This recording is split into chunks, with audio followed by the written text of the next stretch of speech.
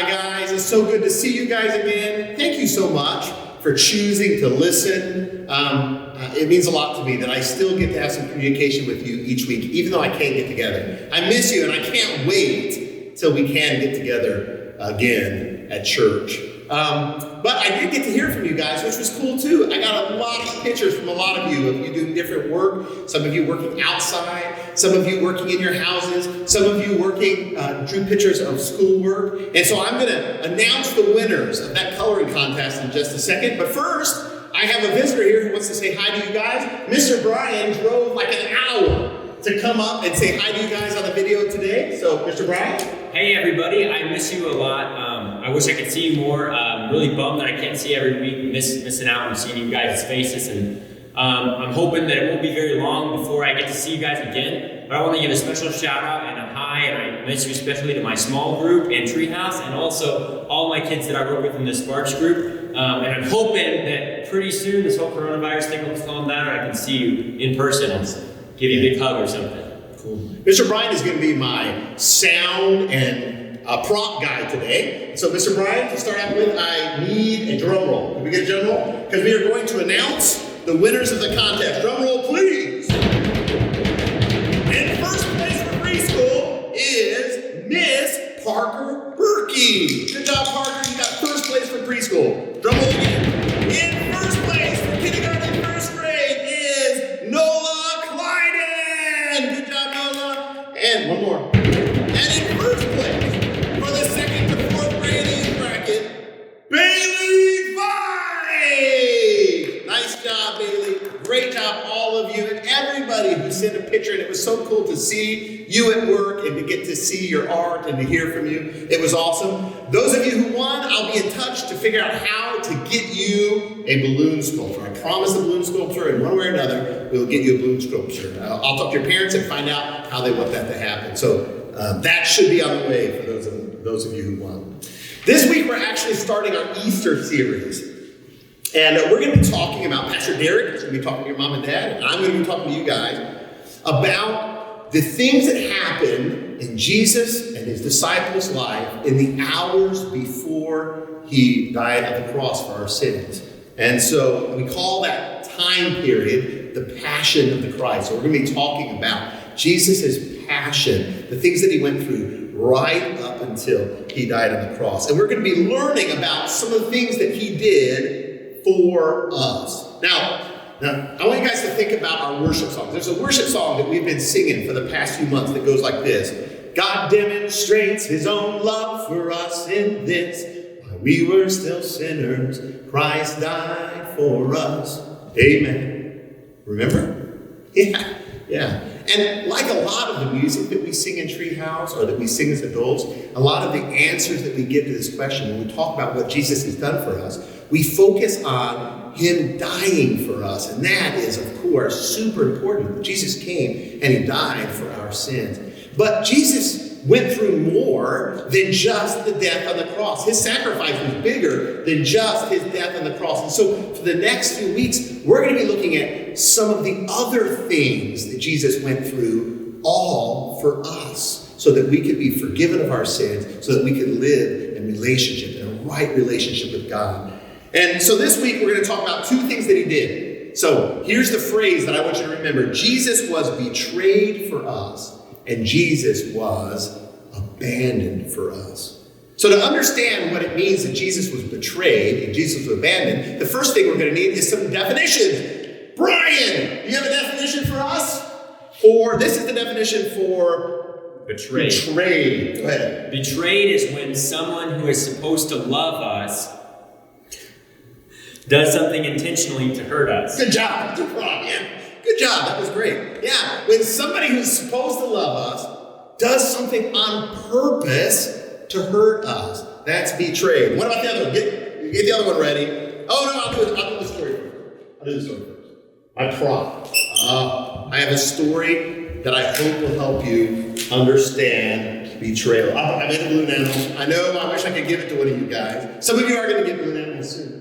And when we all get back, I'll have to find ways to get lots of balloon animals out to you guys for a while. Right, so this is Ollie the octopus. Say hi to Ollie. Ollie says hi to you. You notice anything weird about Ollie? Ollie has one yellow eye. That's really strange because most of the octopi only have white eyes. But Ollie has one yellow eye.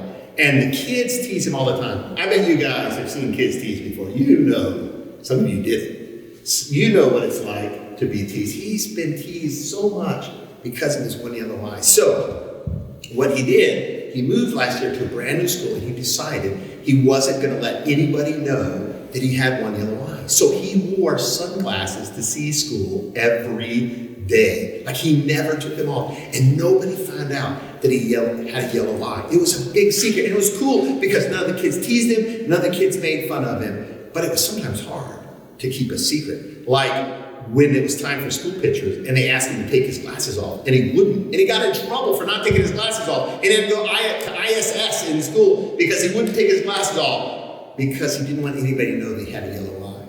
But he did keep the secret though, and it's gone on all year until just a couple weeks ago before the quarantine started. He had a sleepover with his best friend, Robbie. And Robbie was at his house and they were talking after they'd watched some movies and eaten some popcorn. And Robbie said, dude, why do you always wear sunglasses? And he said, yeah, I just like sunglasses. He said, come on, nobody wears sunglasses all the time, but I never see you take your sunglasses. You always have them on. And he said, Robbie, it's a secret. I don't want anybody to know. And Robbie said, but we're best friends, man. You can trust me. Listen, it doesn't matter. Let me see. He says, well, I have one eye that's yellow. Ollie told his friend. And he said, well, let me see. Can I see? He said, no, it's weird and it's embarrassing. I don't want people to know. He said, you can count on me. I'm your friend. I would let you down. And so Ollie took his glasses off and showed Robbie his yellow eye.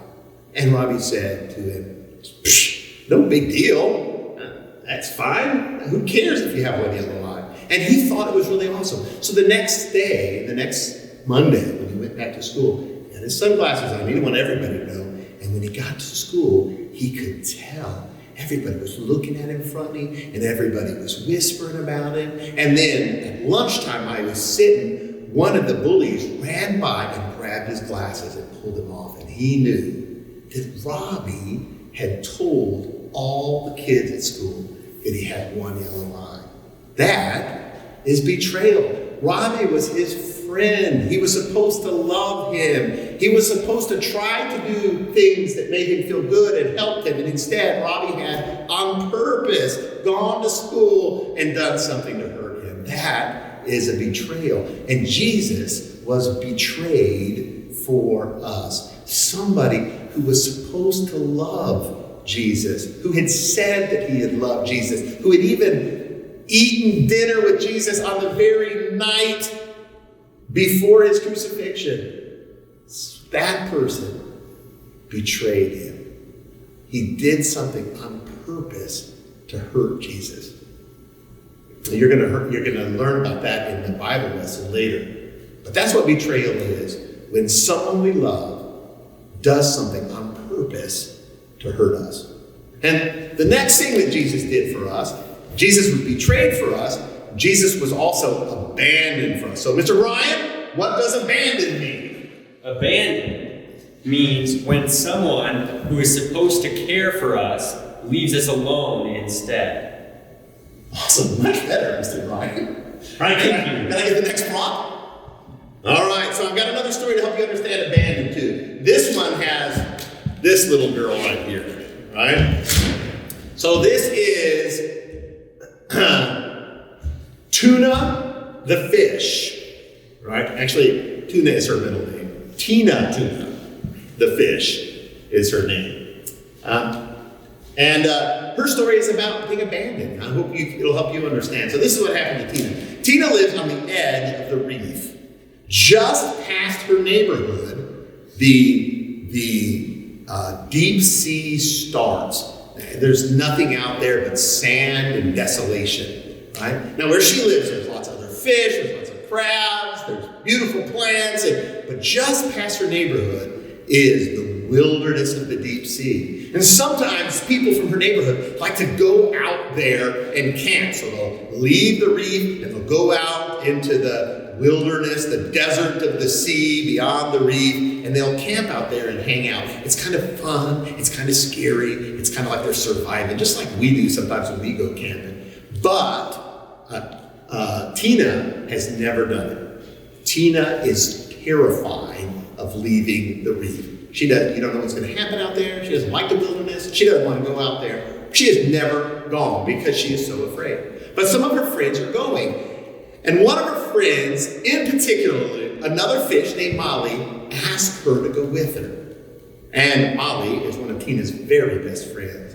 And Tina told Molly, I don't want to go. I'm afraid to leave the reef. I've never left the reef. My mom and dad have never even left the reef. I don't want to do that. But Molly talked her into it. Molly said, listen, there's a bunch of us going. And she named all the others. And Tina said, but I don't know them. I don't know if I can trust them. I don't want to leave the reef with them. But then Molly said, but Tina, I'm going. And I'm your friend. I'm not going to abandon you. I'm not going to leave you. I'll be with you the whole time. Don't worry.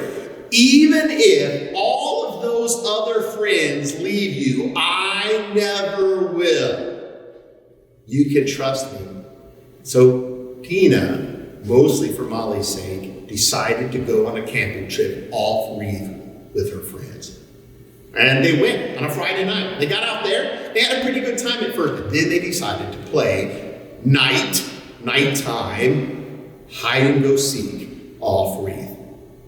And Tina said she was scared to death, but with everybody there, she didn't want to admit it. So she agreed to play, and they chose her to be the counter, right? So she started counting. She had to count to 50.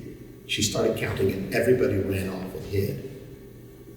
She counted to 50, and she started looking, and she looked, and she looked, and she looked. She was afraid. She was scared to death. She couldn't find anybody, and finally she got so scared she just started calling out, hey guys, I don't want to play anymore. I'm scared. Please just come on out. And nobody did. You know what they did? Including her friend Molly? They all packed up and went back to the reef without her. They left her off reef by herself. That's abandoned, right? They were supposed to care for her. They had promised they would be there to take care of her. And then when she needed them, they were gone. They left her alone. Jesus was betrayed for us, and Jesus was abandoned for us. Can you guys imagine what it feels like to be betrayed? How do you guys think that Ollie felt when he got to school and realized that his friend had betrayed him? Why don't you turn to your mom and dad and tell them what you think that felt like? Go ahead. What about Tina? How do you think she felt when she realized that her friends had abandoned her in the wilderness? How do you think that felt? Turn to your mom and dad again and tell them, how would it feel to be abandoned like that? Yeah, it would hurt, wouldn't it? It would hurt my heart really badly if a friend or someone who loved me did those things to me. But Jesus experienced that. Jesus was betrayed for us. Jesus was abandoned for us. Now, I sent in my email, I sent a video to your parents. I really want you to watch it. I'm not going to tell the Bible story today. The Bible story is in the video. But what I want you to do, though, is watch that video, and then I want you to talk about it with your mom and dad. And I want you to specifically answer these questions. Who betrayed Jesus? And what did they get in return? Did you get that question? Who was it that betrayed Jesus? Somebody who was supposed to love him, and then on purpose did something to hurt him. And then why did he do it? And the second question is, who abandoned Jesus in the Bible story? And why? Remember the definition of abandoned? Somebody who was supposed to care for Jesus, but then disappeared when Jesus needed them most. Who abandoned Jesus, and why do you think they did that? I want you guys to do that together. I also posted a whole bunch of worksheets for you. There's a coloring page, there's a find the difference page, there's a word search, there's a crossword puzzle, there's a maze that you can do, and I have that all posted for your parents. You can download them and print them and do them. Some of them you can do right on the computer screen if you want to look and do it that way. But I encourage you guys as a family to do those things together. But when you watch the video in particular, watch the video that I posted, that Bible story, and to answer these questions together about it. And what I want you to see is that Jesus was betrayed for you, and Jesus was abandoned for you. All right. One more thing I'm going to do before I go. So we're doing something special. Now, you guys are stuck at home, and I know. Oh, you're probably sick and tired of being at home. I'm kind of sick and tired of being at home. I'd like to go do something that I can't do right now. But there's some people in our church who are stuck at home, and they're alone. Can you imagine what it would be like to be stuck at home and to be alone, to be stuck at home without your family? And so we have some people, some elderly people and some adults with disabilities who are stuck at home or stuck in group homes without family. They're cut off from the church family, and they are lonely. We want to care for them. So this is what we want to do. We would love for you guys at home to make a card for someone. Just tell them that you're thinking about them. Tell them that you're praying about them. Don't pick a specific person. Just make a card in general that says, we care about you, we're thinking about you. Make it full of bright colors. Draw a picture of something. Would you draw a picture of something on there? And then have your mom and dad take a picture of that and email it to me at my email. I gave it to you last week, but we'll put it up again. That's Mike@growdeepreachwide.org. Mike@growdeepreachwide.org. Send that. If you have time to do one, awesome. If you have time to do 2 or 3, do 2 or 3 and send them. And then what we're going to do is we're going to take those pictures and notes that you make, and we're going to mail them out to some of our people that go to church here but are stuck at home or stuck in a group home with no one to visit them and no one to see them, who are really lonely right now. Would you do that for me? I would really appreciate it. I think it will bring a lot of joy to some of these people from our church who are stuck at home. All right? Hey, God bless you guys. I hope you have a great week. I hope so much that we can be together again soon. All right? Goodbye.